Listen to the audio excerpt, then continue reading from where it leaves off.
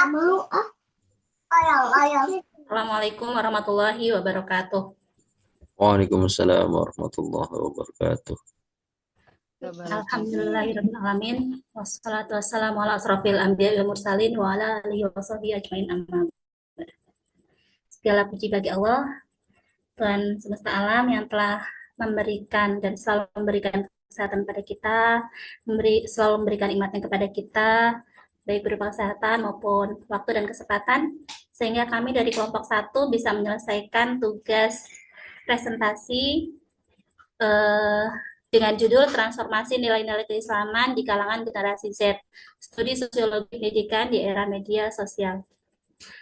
Tidak lupa juga yang kami hormati Bapak Faris Hananto, MSN, sebagai dosen pengampu mata kuliah Sosiologi Pendidikan, juga teman-teman anggota kelompok 1 dari Ibu Dewi Atta, kemudian Bapak Ahmad Rifai, Ibu Nur Habibah, dan saya sendiri Minasari Sudarwanti. Untuk mempersingkat waktu, kita lanjutkan saja dengan pemaparan materi dari kelompok 1 yang akan dibawakan oleh Ibu Dewi Atika. Kepada beliau, saya persilakan. Terima kasih Ibu untuk waktunya. Latar belakang transformasi nilai-nilai keislaman di kalangan Gen Z.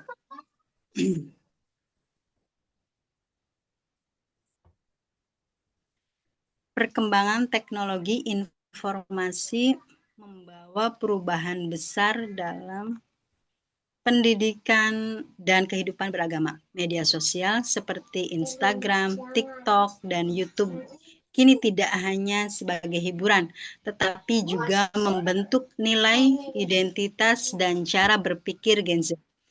Gen Z yang tumbuh di era digital cenderung menerima informasi secara cepat, visual, dan interaktif, sehingga memengaruhi cara mereka memahami dan mengamalkan nilai-nilai keislaman. Dalam pendidikan agama Islam, terjadi transformasi nilai di mana sumber belajar tidak lagi hanya dari keluarga dan sekolah, tetapi juga dari media sosial. Hal ini menjadi peluang sekaligus tantangan karena adanya risiko informasi yang tidak valid. Sosiologi pendidikan. Pengertian. Sosiologi pendidikan adalah cabang ilmu yang mempelajari hubungan antara pendidikan dan masyarakat. Ilmu ini mengkaji bagaimana interaksi sosial, struktur sosial, dan perubahan sosial memengaruhi proses pendidikan serta hasilnya. Dalam konteks ini, pendidikan tidak hanya memahami sebagai proses transfer ilmu, tetapi juga sebagai proses internalisasi nilai dan pembentukan karakter. Karakter Gen Z. Digital native. Lahir di era teknologi. Cepat dalam mengakses informasi. 3. Lebih visual dan interaktif. 4. Cenderung kritis namun mudah terpengaruh tren. 5. Memiliki ketergantungan tinggi pada media sosial. Karakteristik ini memengaruhi cara mereka memahami agama, termasuk dalam menerima nilai-nilai keislaman.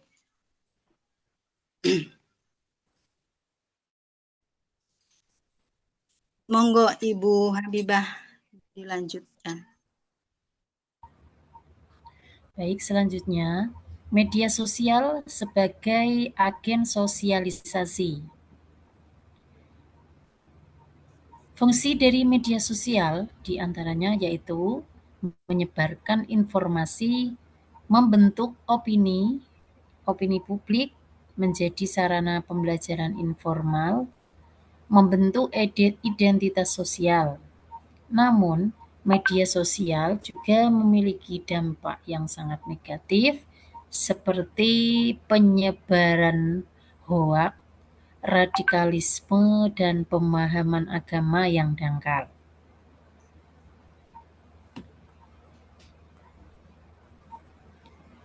Adapun nilai-nilai keislaman ini dibagi menjadi 3, yaitu 1. Nilai akidah yang menjadi dasar keyakinan seorang muslim terhadap Allah, malaikat, kitab, rasul, hari akhir, dan takdir yang menjadi pondasi utama dalam menentukan arah hidup. Yang kedua adalah nilai ibadah atau praktik keagamaan, di mana ibadah merupakan bentuk pengabdian kepada Allah Subhanahu wa Ta'ala yang mencakup aktivitas ritual seperti sholat, puasa, zakat, dan haji, serta aktivitas sehari-hari yang diniatkan sebagai ibadah, sehingga menanamkan kedisiplinan, tanggung jawab, dan kesadaran spiritual. Yang selanjutnya adalah nilai akhlak atau perilaku, moral atau etika. Akhlak merupakan cerminan nilai-nilai keislaman dalam perilaku sehari-hari seperti jujur, amanah, disiplin, toleransi, tanggung jawab, dan menghormati orang lain yang menjadi dasar terciptanya hubungan sosial yang harmonis.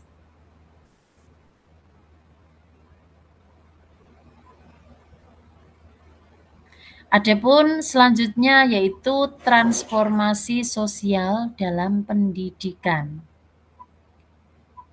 Transformasi sosial dalam pendidikan meliputi yaitu 1. Perkembangan teknologi.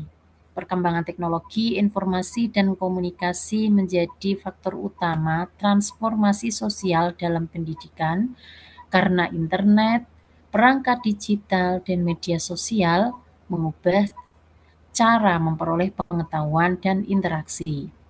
Kedua adalah globalisasi. Globalisasi merupakan proses interaksi global yang membawa berbagai nilai, budaya, dan ideologi ke dalam kehidupan masyarakat, termasuk dalam pendidikan yang membuka akses terhadap pengetahuan dan perspektif baru. Yang ketiga adalah perubahan budaya.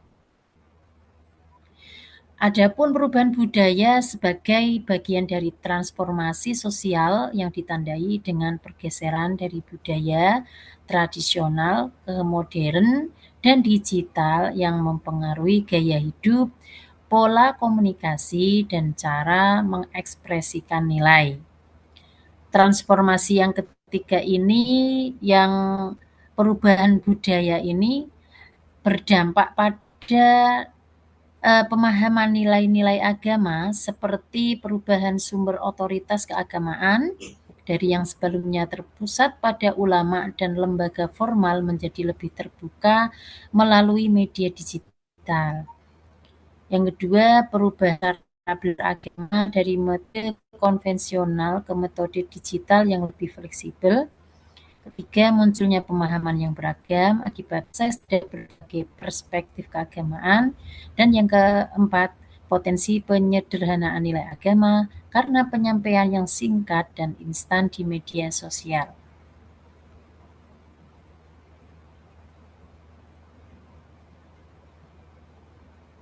Silakan Pak Ahmad Rifai.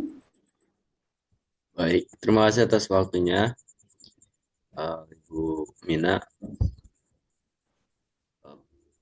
Berikutnya itu pengaruh media sosial dalam nilai keislaman. Ini berbicara tentang nilai, maka di situ ada terdapat nilai dampak, yaitu terkait dampak, ya, dampak negatif dan juga dampak positif. Adapun dampak positif dari perubahan sosial dalam nilai keislaman, yang pertama, mempermudah kita untuk mengakses ilmu agama. Yang kedua, meningkatkan minat belajar agama. Yang ketiga, dakwah menjadi lebih kreatif dan menarik. Seperti Gen Z, yaitu kehadirannya tidak hanya mempengaruhi pola komunikasi, tapi juga cara individu memahami dan mengamalkan nilai-nilai keagamaan. Platform seperti Instagram, TikTok, YouTube ini menjadi sumber utama dalam memperoleh pengetahuan agama. Tapi ingat bahwa yang namanya media sosial itu bukanlah hanya sekedar alat. Hanya sekedar alat yang bisa memfilter itu orang yang mengendalikannya. Jadi kembali lagi kepada keimanan kita, attitude kita ketika menggunakan media sosial. Kemudian dampak negatif yang muncul ketika kita dari media sosial dalam nilai keislaman, yaitu antara lain informasi agama tidak selalu valid. Betul, jelas sekali ini karena apalagi eranya era AI sekarang. Kita mau apa itu muncul semua dengan waktu yang sangat singkat, sesingkat-singkatnya. Nah, maka harus betul-betul kita waspada untuk menghadapi tantangan zaman seperti sekarang ini. Kemudian yang kedua, munculnya Ustadz Instan. Ya, Ustadz Instan, baca internet, baca hadis 1, baru belajar hadis 1 sudah berbicara di berbagai channel YouTube, berbagai platform digital dengan PD-nya. Nah, ini mudah-mudahan fenomena ini tidak terjadi sama diri kita gitu. Ya, karena namanya Ustadz itu butuh proses belajar yang sangat panjang, minimal pesantren lah, bukan pesantren kilat. Kemudian pengalaman atau pemahaman agama yang parsial. Pengamalan agama yang parsial ini maksudnya adalah penyajian konten yang singkat dan instan dapat menyebabkan pemahaman agama yang parsial karena hanya menampilkan sebagian ajaran tanpa konteks yang utuh. Betul. Potongan-potongan video ceramah, video-video pernyataan dari orang-orang penting, baik itu ustadz atau orang-orang negarawan, menteri-menteri yang lainnya, itu ketika dipotong dan disalahgunakan oleh orang yang tidak bertanggung jawab, maka hasilnya parah. Seperti kita sempat viral itu waktu videonya Ibu Sri Mulyani. Ternyata itu setelah dikonfirmasi kan AI, potongan-potongan dari AI. Nah, maka dari pengaruh media sosial dalam nilai Islam ini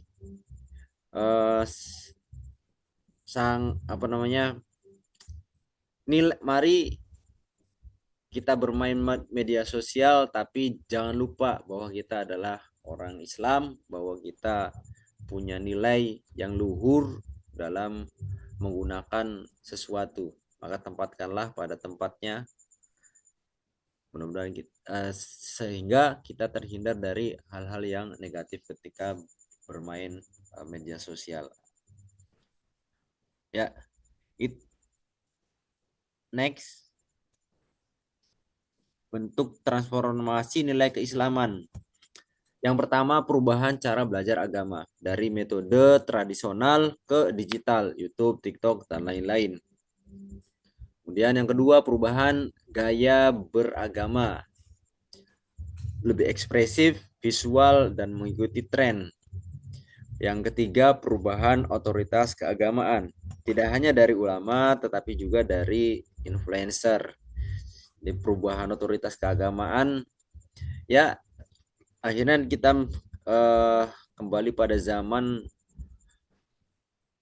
ya dia berkata semaunya dia gitu, tanpa tanpa dia punya otoritas keagamaan, tanpa belajar dulu yang banyak atau bagaimana, semuanya bisa menjadi pemilik otoritas, penyampai keagamaan,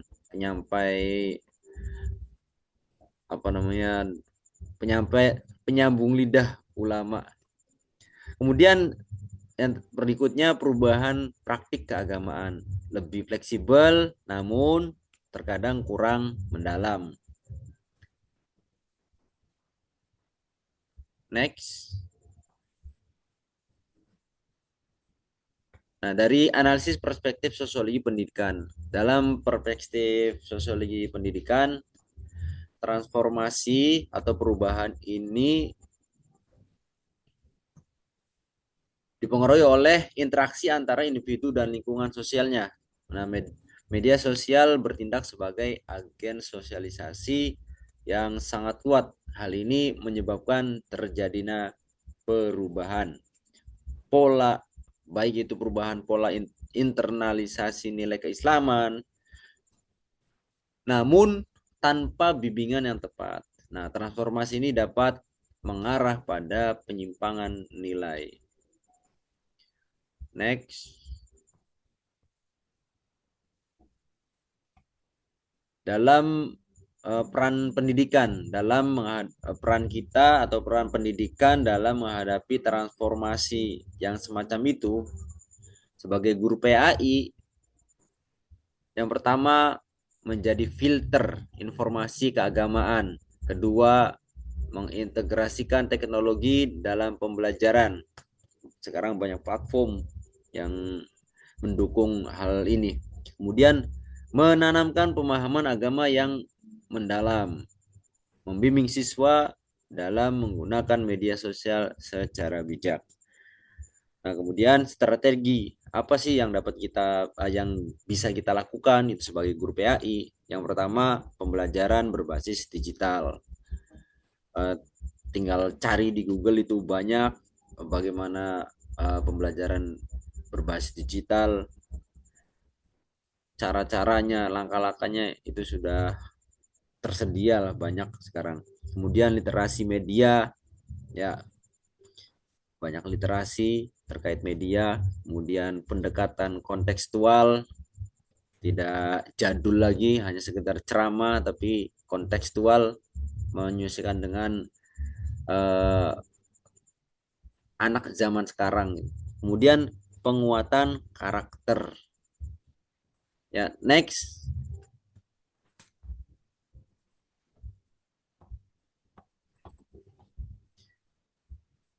Kesimpulannya, transformasi atau perubahan nilai-nilai keislaman pada generasi Z merupakan fenomena yang tidak dapat dihindari di era media sosial. Nah, media sosial memiliki peran besar sebagai agen sosialisasi yang mempengaruhi cara berpikir, berperilaku, dan beragama generasi muda. Transformasi ini memiliki dampak positif dan negatif. Oleh karena itu, diperlukan peran aktif pendidikan, khususnya kita sebagai guru PAI, untuk mengarahkan perubahan tersebut agar tetap sesuai dengan nilai-nilai Islam. Demikian pemaparan dari kami. Terima kasih. Di tengah arus digital, iman membutuhkan ilmu dan ilmu membutuhkan bimbingan. Kami akhiri sebagai pemateri terakhir. dengan ucapan wassalamualaikum warahmatullahi wabarakatuh. Waalaikumsalam warahmatullahi wabarakatuh. Waalaikumsalam warahmatullahi wabarakatuh. Terima kasih kepada Bapak Ibu semuanya yang telah memaparkan materi dan sosial pendidikan. Nah, untuk selain kelompok 1 bisa memberikan tanggapannya dan komentarnya nanti di kolom komentar. Dari kami dari kelompok 1 kita akhiri, kita tutup dengan doa penutup majelis. Subhanakallahumma wa bihamdika.